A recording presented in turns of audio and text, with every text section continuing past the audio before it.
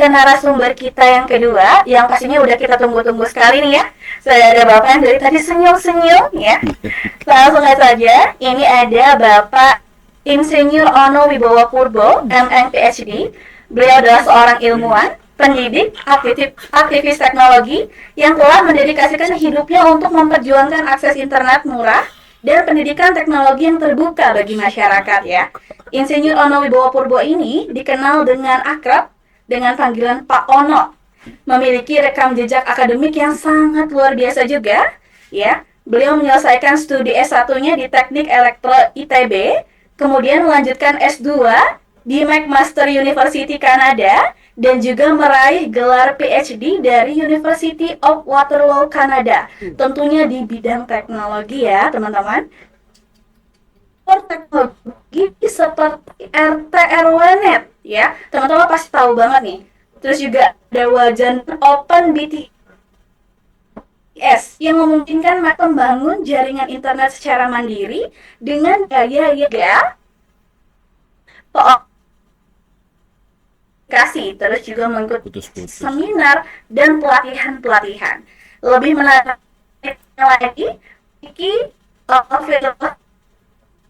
dibagikan secara gratis dan terbuka gitu ya. Dan atas kontribusi yang luar biasa, beliau juga menerima Peace Award dari Internet Society pada tahun 2000 interglobal gitu ya. Dan saat ini beliau menjabat sebagai rektor di Institut Teknologi atau kita kenal dengan ITTS, dan terus aktif juga menginspirasi generasi muda untuk terus melek teknologi dan berdaya saing secara digital. Baik rekan-rekan semua, mari kita sambut bersama Insinyur Ono Wibowo Purbo, MN PhD. Selamat siang Pak Ono. Selamat siang. Terima kasih fakta.com, terima kasih Bu Sawitri. Kita mulai aja apa gimana? Iya boleh Pak. Oke. Baik. Kabarnya hari ini Pak? Kenapa tuh? Gimana kabarnya hari ini? Oh, Pak? kabar.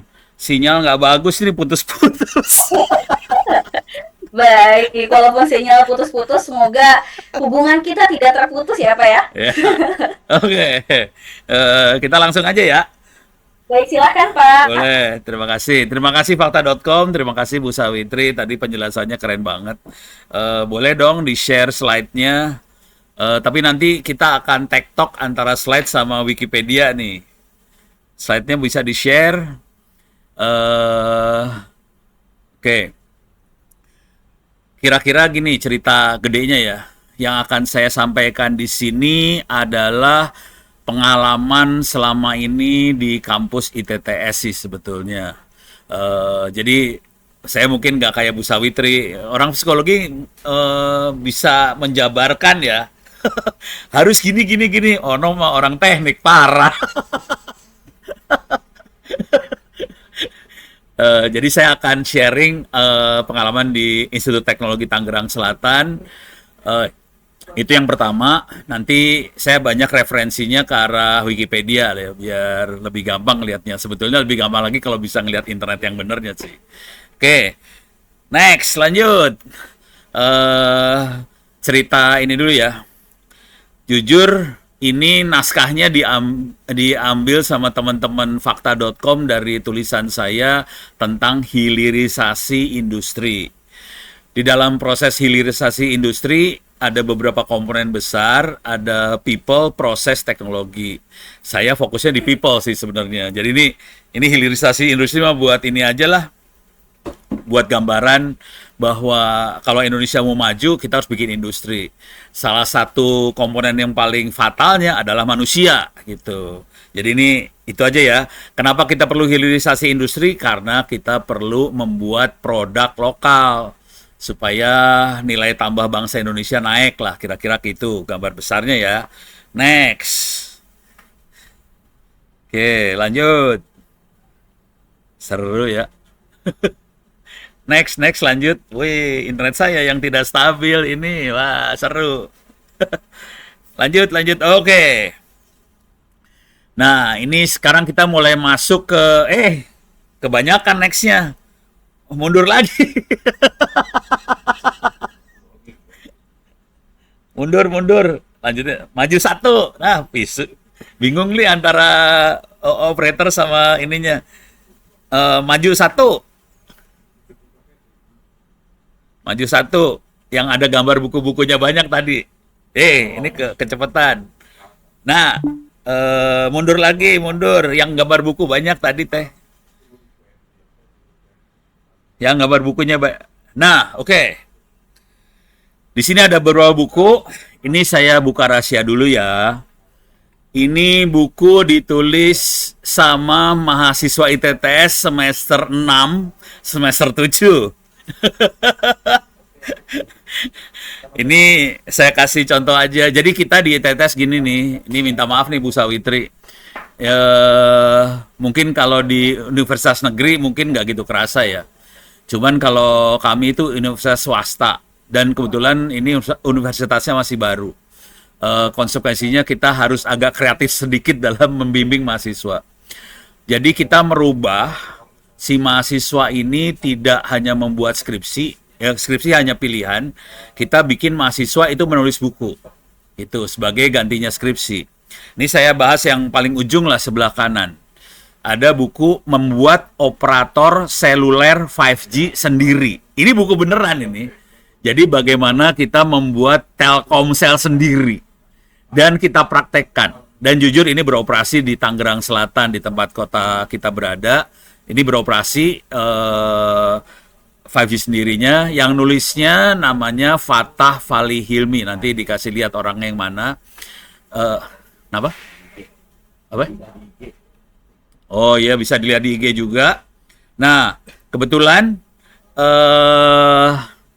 ini bukunya dia nulis kalau nggak salah 2 buku, kemudian sebetulnya dia submit 1 paper jurnal dan diterima, dan dia, ini kondisi mahasiswa semester 7 ya, dan dia sudah menjadi narasumber di paling tidak 3 webinar. Bayangkan semester 7 seperti itu, akibatnya cukup fatal. Jadi hari ini dia semester 8, belum sarjana. Profesor Ray dari NTUSI ST itu adalah ITB-nya Taiwan, namanya NTU ST. Profesor Ray dari ITB-nya Taiwan kirim email ke Fatah, minta supaya Fatah ke Taiwan dan meneruskan S2. Padahal Fatah belum selesai S1-nya di kampus. Jadi bisa sampai level kayak gitu. Ini salah satu doang nih Fatah. Jujur ada beberapa anak di sini yang model-modelnya kayak gitu. Ini kebetulan bukunya bisa di screenshot. Yang sebelah paling kiri itu ada tentang buku pegangan insiden cyber. Ini ditulis paling enggak oleh 2-3 mahasiswa ITTS. Dan ini dipakai oleh Badan Siber Sandi Negara sebagai buku referensi. Karena tidak banyak buku referensi tentang bagaimana penanganan insiden cyber. Salah satu yang cukup fatal kemarin adalah pusat data nasional kita jebol. Indonesia jebol pusat data nasionalnya. Juga kemarin ada beberapa bank yang kena ransomware. Jebol juga itu, hancur semua. Jadi akhirnya banyak ditarik buku ini jadi referensi. Yang seru dari cerita-cerita ini adalah banyak mahasiswa ITTS, mahasiswa kami itu, ini kondisi masih mahasiswa, sekarang masih mahasiswa anaknya, akhirnya ditarik jadi karyawan di banyak perusahaan. Jadi dosennya yang stres sih sebenarnya, rektornya agak stres, karena saya sulit berargumentasi sama Diknas nih sebenarnya. Karena Diknas pengennya kalau belajar aja, kerja. Nah, kenyataan hidupnya tidak seperti itu. Kenyataan hidupnya khususnya di bidang teknologi kita kekurangan orang. Akibatnya mahasiswa kita yang kebetulan lumayan kreatif tadi ditarik jadi karyawan. Ini saya cerita aja, salah satu yang cukup bersinar namanya Jerry. Dia itu dari Sulawesi sebetulnya. Hari ini Jerry semester 4.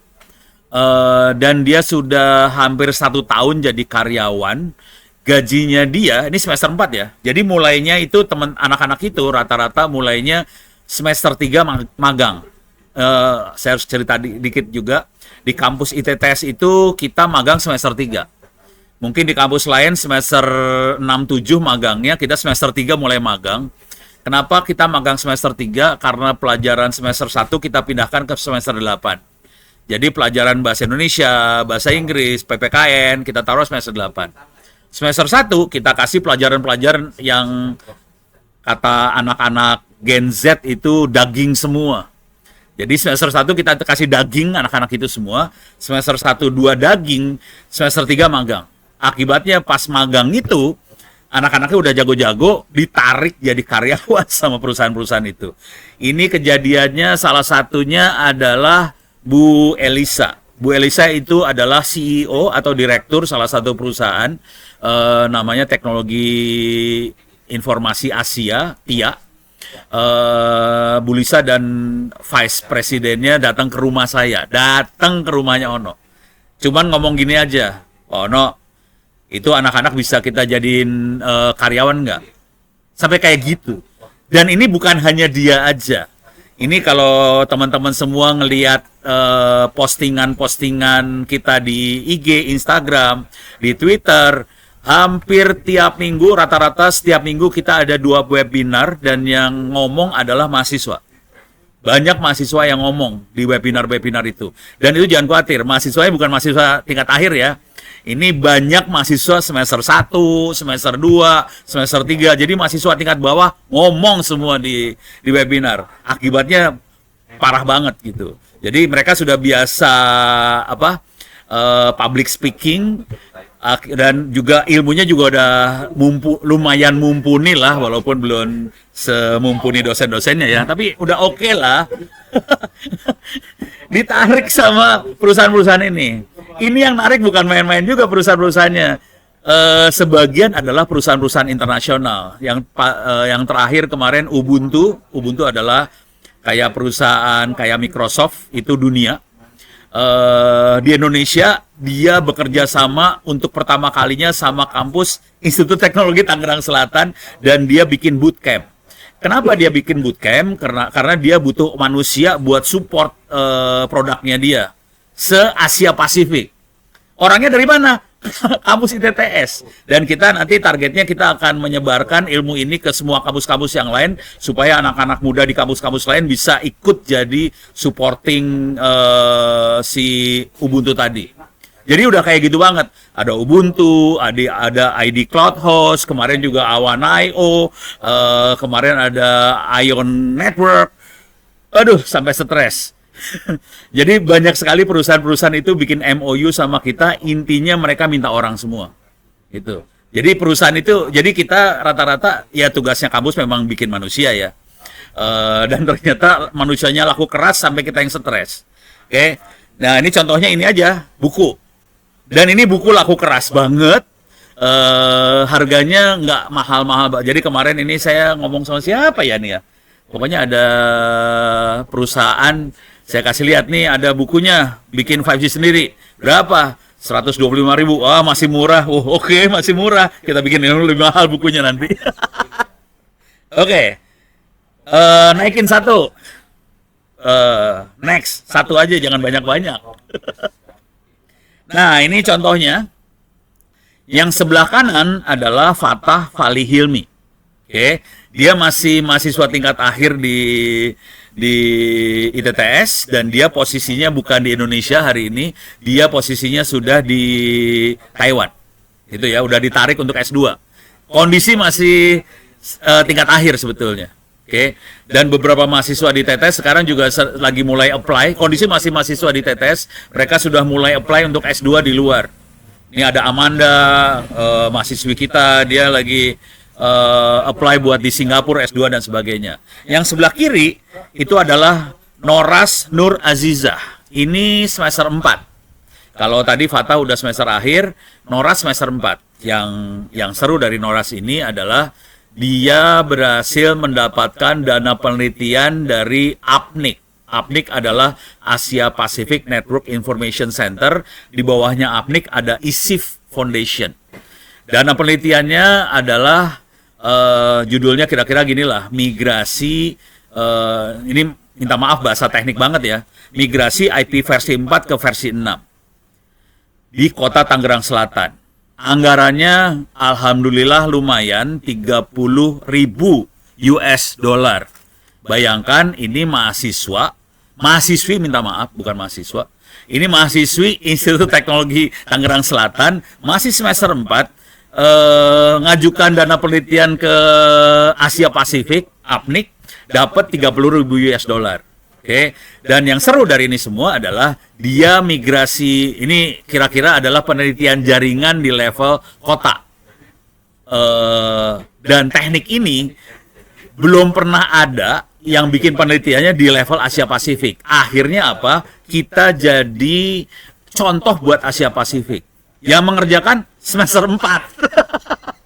Yang stres dosennya pada stres semua. Ini anak-anak kenapa jadi pintar-pintar kayak gini? Makan apa lu pada? Oke, jadi kasih kebayang ya. Jadi makhluk-makhluknya kayak gini. Kalau diceritain ada beberapa lagi sih. Makhluk-makhluk yang seperti ini ada banyak sebenarnya di ITTS. Kenapa kita bisa sampai seperti itu? Kebetulan ITTS melepaskan semua kuliahnya gratis di opencourse.itts.ac.id. Saya ulang pelan-pelan, alamatnya opencourse.itts.ac.id. Jadi semua anak Indonesia, SMP, SMK, kampus lain juga boleh, silakan ngambil kuliah di ITTS. Sebagian kampus seperti Politeknik Bengkalis, ada beberapa kampus malahan sampai gini, mahasiswa silakan ambil di ITTS, nanti transfer kredit di kampus kita. Udah gitu, ini dikasih gratis. Bayarnya pakai apa? Bayarnya gampang. Nanti kalau udah berhasil ngambil kuliahnya, dapat sertifikat, tolong nanti habis sholat tolong doain yang bikin supaya amal ibadahnya diterima dan dilipat gandakan. Kira-kira gitu bayarnya ya. Tapi itu seumur hidup nanti. Jadi mahal sih sebenarnya, bayarannya nggak murah. Jadi kuncinya di situ. Setelah kita buka semua kuliahnya gratis, dan ini juga kebetulan kami di kampus ada perpustakaan digital. Sebetulnya total kalau dengan koleksi yang ada di saya sekitar 12 terabyte. Dan itu banyak kampus-kampus yang ngirim harddisk untuk ngopi semua perpustakaan digital tadi. Oh iya, ini catatan aja buat Bu Sawitri. Ada juga buku-buku tentang psikologi. Jadi kalau mau di-copy silahkan Bu, tapi Ibu nggak usah cerita dari Ono gitu, soalnya nggak enak Bu. Tapi kita rata-rata ngirim harddisk ke berbagai sekolah, dan juga kita punya inisiatif bentuknya harddisk 500 GB buat sekolah-sekolah di Indonesia. Jadi kalau ada sekolah yang pengen perpustakaan digital offline, tidak di internet, bisa ngirim harddisk ke kampus ITTS, nanti kita kopikan semua ilmunya free, gratis. Jadi nanti mudah-mudahan nanti di kampus-kampus, di sekolah-sekolah itu siswa bisa akses ke buku-buku pelajaran sekolah tanpa perlu akses ke internet. Di harddisk yang sama ada Wikipedia kita bikin offline. Di harddisk yang sama ada tryout pelajaran SD kelas 1 sampai kelas 12, semua mata pelajaran offline, tidak perlu pakai internet. Jadi hari ini ada ratusan sekolah yang sudah mulai melakukan hal-hal seperti itu. Oke. Ini saya coba skip Wikipedianya ya, takut waktunya kurang. Kalau mau iseng, nanti iseng bisa cari di internet. Kata kuncinya tadi yang perpustakaan digital offline buat sekolah-sekolah, namanya internet offline. Saya ulang, namanya internet offline. Sebetulnya itu adalah dua kata yang saling kontradiktif. Internet biasanya online, nggak ada internet offline. Udah gitu dikasih nama offline. Offline itu biasanya bukan internet. Kita kasih nama aja internet offline biar semua orang bingung, pusing. Termasuk bule-bulenya juga waktu kita bikin paper, jurnal, buat ke Qatar segala macam, mereka bingung internet offline. Emang ada internet offline ya? Ya suka-suka kita yang bikin judul kan ya. Jadi suka-suka. Tapi ini intinya sekolah-sekolah bisa ngopi harddisk, gitu ya. Bentuknya udah perpustakaan digital, ada yang bentuknya e-book aja, bisa di-copy. Ini sebenarnya hari ini barusan kita ngopi, ini ada harddisk dari Biro Pusat Statistik, Mereka ngasih hard disk sekitar 500 giga buat ngopi buku-buku tentang data science, big data dan sebagainya. Kemarin baru ngirim hard disk ke Riau, itu 1 terabyte isinya buku-buku soal IT, AI, machine learning dan sebagainya. Jadi kita melakukan itu dan itu semua free sih. Biasanya mereka nyelipin duit Rp20.000 buat ongkos kirim hard disk balik. Jadi masih berbaik hati, suka nyelipin duit 20.000 perak. Oke, lanjut. Lanjut, next. Satu aja, jangan panjang-panjang. Yang lain yang bisa kita lihat, itu tadi mahasiswa ITTS. Yang lain yang bisa kita lihat adalah sebagai contoh bagaimana anak-anak muda Indonesia itu berkiprah dan hebat banget. Salah satunya adalah 1 Indonesia Award. Teman-teman, coba boleh nggak saya masuk ke Wikipedia? Boleh nggak ke Wikipedia? Masuk ke Wikipedia, pengen tahu aja di Wikipedia ada tulisan apa tentang 1 Indonesia Award. Masuk ke Wikipedia boleh? Operator boleh pindah ke Wikipedia, pengen lihat aja. Halo, halo. Susah ya? Seru nih kayaknya. Kalau nggak bisa saya sambil cerita aja ya kalau gitu ya. Jadi kalau teman-teman, ini hari ini kita lagi ada proses cari nominasi buat dikasih 1 Indonesia Award. Silakan searching di Google 1 Indonesia Award. Ini khusus buat anak muda Indonesia yang umurnya di bawah 35 tahun. Jadi umurnya di bawah 35 tahun, oke. Hadiahnya kalau berhasil dapat award lumayan, dapatnya 2 digit, 65 juta rupiah kalau dapat award. Nah ini salah satu contohnya adalah ini yang dapat award tahun lalu, Mas Irfan Y. Pratama. Oke, saya akan cerita dikit tentang Mas Irfan Y. Pratama. Mas Irfan Y. Pratama bikin produk software dalam negeri dengan tingkat kandungan lokalnya sekitar 95%. Yang dia buat, ini bahasa teknik, saya ngomong bahasa teknik banget nih sekarang. Dia tingkat kandungan lokal 95%, jadi bagus banget.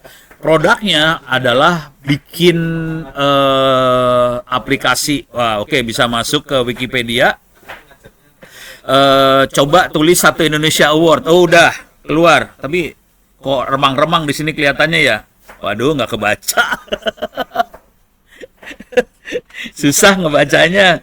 Wah, ya udah, silakan nanti baca-baca. Ini di bawah-bawah mungkin ada ininya, informasi siapa aja yang menang kali ya. Tapi kalau lebih enak masuk ke websitenya 1 Indonesia Award langsung, kita bisa ngelihat yang menang siapa, yang dia kerjakan untuk bisa jadi pemenang siapa, seperti apa. Jadi mudah-mudahan teman-teman semua ini masih umurnya di bawah 35 tahun, terutama buat peserta. Kalau Bu Sawitri sama saya kayaknya nggak bisa.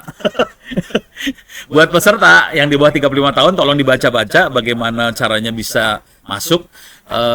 Dan kita berharap bisa sudah berjalan 1 tahun paling nggak inisiatifnya. Oke. Dari situ nanti kita bisa masukin. Kalau ada yang punya kesulitan silakan menghubungi saya. Saya kebetulan juri di 1 Indonesia Award, curang nih sebenarnya. Jurinya salah satunya adalah Pak Profesor Emil Salim.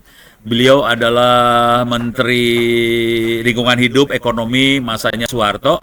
Wes, putus.